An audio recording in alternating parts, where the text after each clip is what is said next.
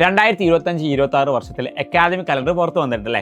ഈ അക്കാദമിക് കലണ്ടറിൽ വ്യക്തമായിട്ട് തന്നെ പറയുന്നുണ്ട് ഓഗസ്റ്റ് മാസം അവസാനത്തിൽ അഥവാ ഓഗസ്റ്റ് 20 മുതൽ 30 വരെ എന്തായിരിക്കും ഓണം എക്സാം ആയിരിക്കും. സെപ്റ്റംബർ ആദ്യ വാരത്തിലാണ് ഓണത്തിൻ്റെ വെക്കേഷൻ വരുന്നത്. സോ അങ്ങനെയാണെങ്കിൽ മോസ്റ്റ് പ്രോബബ്ലി കഴിഞ്ഞ വർഷം +1 ഓണം എക്സാം ഇല്ലായിരുന്നു.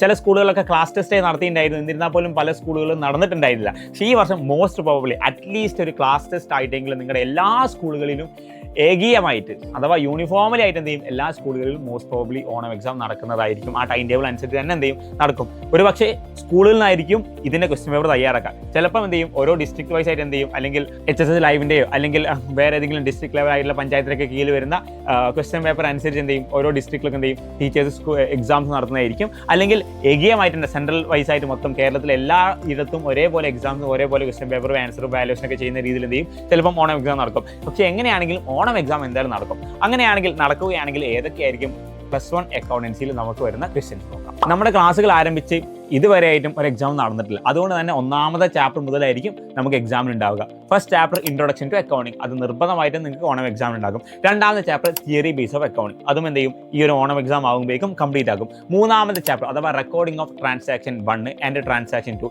ഈ 2 ചാപ്റ്റർ മിക്കവാറും ഓണം എക്സാം ആകുമ്പോഴേക്കും കഴിയുന്നതായിരിക്കില്ല. ചില സ്കൂളുകളിൽ 3rd ചാപ്റ്റർ കഴിയും, മിക്ക സ്കൂളുകളിൽ 4th ചാപ്റ്റർ കംപ്ലീറ്റ് ആവില്ല.